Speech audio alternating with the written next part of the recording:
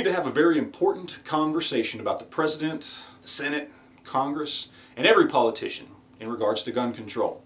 I bet you may not have known that just last Thursday, less than 24 hours after the terrorist attack in California, that the Senate had a closed-door session where they voted on whether or not to pass a new gun control measure.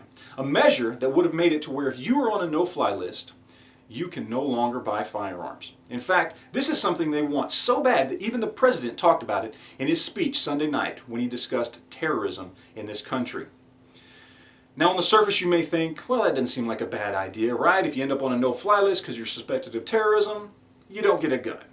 But what you don't understand is the rules and regulations for the no-fly list are so lax, vague, and unregulated that it makes no sense, to the point that some of these things are put on the list through a computer algorithm. Others just because a law enforcement agency or agent himself saw something that made him suspicious of a person that then got put on a no-fly list. Children have ended up on this list.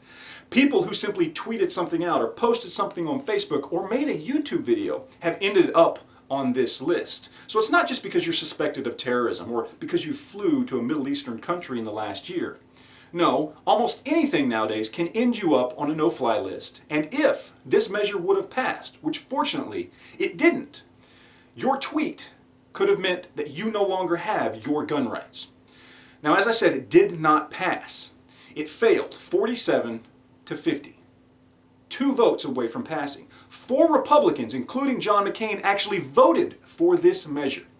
So this is why it's important going into election year, not just to worry about the next president, but the next senator in your area, the next congressman in your district. We need to pay very close attention and make sure these politicians are scared enough, at the very least, of us, the people, that they make sure they never let something like this pass.